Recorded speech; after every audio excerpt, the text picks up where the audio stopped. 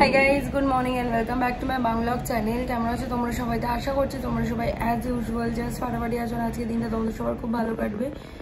তো রোজের মতন আজকেও অনেক তাড়াতাড়ি উঠে গেছি, কারণ আজকে সকালবেলা ওই বিল্ডিংয়ের যে মানে ওয়েস্ট কালেক্ট করে না, সে আজকে তার মান্থলি মাইনেটা নিতে এসেছিল।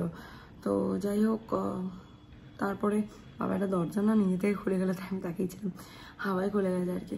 তো যাই হোক, কালেক্ট করতে এসেছিলো, তো এই জন্য একটু বেশি সকালবেলা ঘুম ভেঙে গেছে। তারপরে আর ঘুমাইনি, শুইনি আর।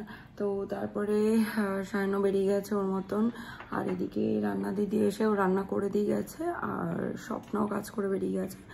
আজকে আর জিম যাবো না, কারণ আজকে মায়ের ডক্টর অ্যাপয়েন্টমেন্ট রয়েছে, আর দাদার বিয়ের আগে মায়ের একটা চেক আপ মানে খুব ম্যান্ডেটারি, যাতে মা কতটা কি করতে পারবে না পারবে সেটা ভালো করে ডাক্তারের কাছ থেকে জেনে আসবো।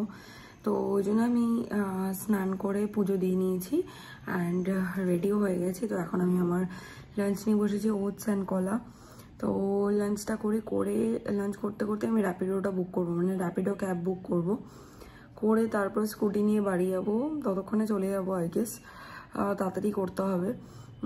করে মায়ের 1:30টার সময় appointment, so we need to make it fast. আর মাকে বলেছে সব রিপোর্টসগুলো নিয়ে নিতে।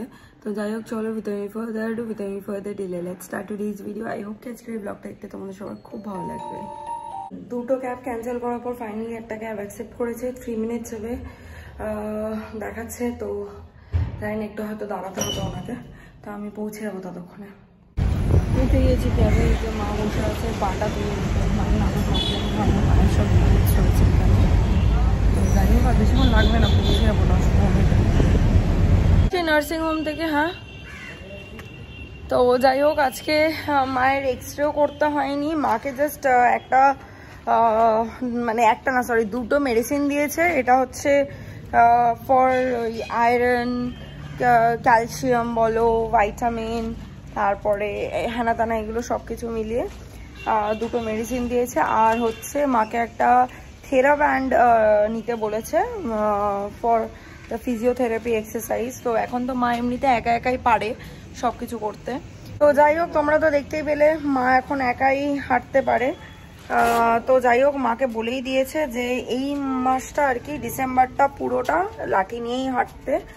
যদিও মা মাঝে মাঝে একটা দুটো স্টেপ লাঠি ছাড়া ফেলতে পারে, কিন্তু মাকে বলেছে তাও পুরো মাসটা হাঁটতে এই স্টিক নিয়ে। তারপরে মানে এই মাসে এন্ডের পর থেকে আর কিছু সাপোর্ট নিতে না, একদম নিজের পায়ে হাঁটতে বলেছে। গেলাম মাকে ড্রপ করে, এবার ফ্ল্যাটে যাবো, গিয়ে একটুখানি রেস্ট নেবো, নিয়ে তারপর সন্ধ্যাবেলা ঠাকুরকে সন্ধ্যে টন্ধে দিয়ে তারপর আসবো আবার। ফ্ল্যাটে গিয়ে স্নান করলাম দুপুরে তখন, কারণ যেহেতু নার্সিংহোম গেছিলাম না, উচিত স্নান টান করা সব নার্সিংহোম টাইপের জায়গায় গেলে। করে তারপরে একটুখানি একটু খিদে পাচ্ছিলো, তাহলে বিস্কিট খেলাম, খেয়ে তারপর শুয়ে রেস্ট নিলাম, নিয়ে তারপরে উঠে বিকালবেলা সন্ধে দিয়ে ঠাকুরকে এখন এলাম বাড়ি। চলো ভেতরে যাই। বাড়িতে গিয়ে চা টা খেয়ে আমি এখানে লোকনাথে এসেছিলাম মায়ের মেডিসিনগুলো নিয়ে নিতে। তো যাই হোক, নিয়ে নিয়েছি। চলো এবার বাড়ি যাবো। থ্যাংক গড আজকে পেয়ে গেছি আমি এখান থেকে সব, আর আমাকে দূরে যেতে হয়নি। এসে গেছি, সব কিছু নিয়ে পাড়ার দোকানেই আছি। তো এখানে একটা পাড়া দোকান থেকে একটা টুকটাক জিনিস নিয়েছে, আর এখানে পিছনে শুটিং হচ্ছে। এই যে একটা লিটিল হার্টস নিলাম, আর এই যে শুটিংয়ের জন্য সব দুখানা গাড়ি সব দাঁড়িয়ে আছে এখানে।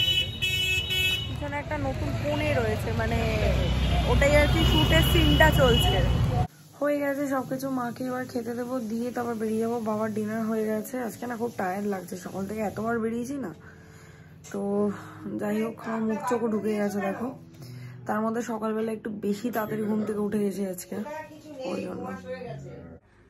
এই দেখো এখনো শুটিং চলছে, অ্যান্ড শুটিংটা তখন দেখালাম তোমাকে, ওই আমার বাড়ির ওপাশে হচ্ছিল, এখন আমাদের ফ্ল্যাটের এখানে চলে এসছে। দেখতেই পাচ্ছ পুরো সেট আপ নিয়ে সবাই হেঁটে হেঁটে আসছে। কোনো একটা ওই বিয়ের শুটিং হচ্ছে আর কি, মানে পোস্ট ম্যারেজ। ওই দেখো এখানে অ্যাক্ট্রেসটাও রয়েছে, কিন্তু কে সেটা আমি ঠিক বুঝতে পারছি না। বিয়ের সাজেই রয়েছে, আর এখানে এরা গাড়িতে কি সব করছে।